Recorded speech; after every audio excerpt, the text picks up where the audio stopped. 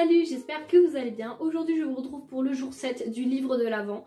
Et donc je dois vous présenter un livre que je n'ai pas avec moi, qui n'est pas chez moi, dans mes bibliothèques, tout ça. Parce que c'est un livre que j'ai prêté. Et donc là j'ai décidé de vous parler de La voleuse de livres. C'est écrit par Marcus Zusak. Mon édition, si je ne me trompe pas, il s'agit de Pocket. Alors pour le coup je n'ai pas le livre, donc je n'ai pas le résumé. Et je n'ai jamais écrit d'avis dessus, enfin j'ai écrit un avis que sur Instagram. Je vous disais ça je crois pour le livre La Sphère.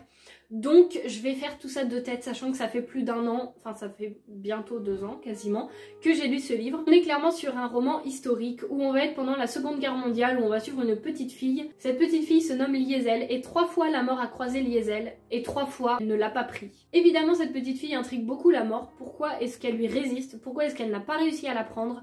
Et pourquoi tout simplement est-ce qu'elle est surnommée la voleuse de livres? Et c'est un livre que j'avais énormément aimé. Déjà je trouve que le contexte est très lourd quand même à lire et pourtant on a beaucoup d'innocence puisqu'on suit une enfant mais sans être trop dans l'innocence, à être un petit peu, j'ai plus le mot, mais elle sait des choses, mais vu qu'on a le point de vue d'un enfant, c'est pas trop lourd non plus à lire, à porter, et elle essaye beaucoup de voir le côté positif des choses. Et on a aussi plusieurs points de vue qu'on va suivre, alors je ne sais plus combien, mais je sais qu'on va suivre celui de Liesel, celui de la mort aussi, et est-ce qu'il y a un troisième personnage? Ça je ne suis pas sûre, mais en tout cas on va déjà suivre au minimum 2 points de vue, et c'est ça que j'ai beaucoup aimé. Parce qu'il faut dire que suivre le point de vue de la mort, c'est quand même quelque chose qu'on ne retrouve pas beaucoup dans les romans. On n'a pas juste la mort qui est noire, qui veut tuer tout le monde et c'est tout.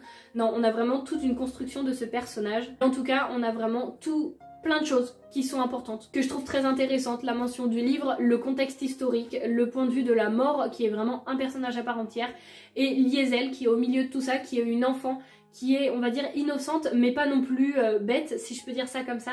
Et c'est un livre que j'avais trouvé très intéressant, que je ne peux que vous conseiller de lire puisqu'on apprend quand même beaucoup de choses.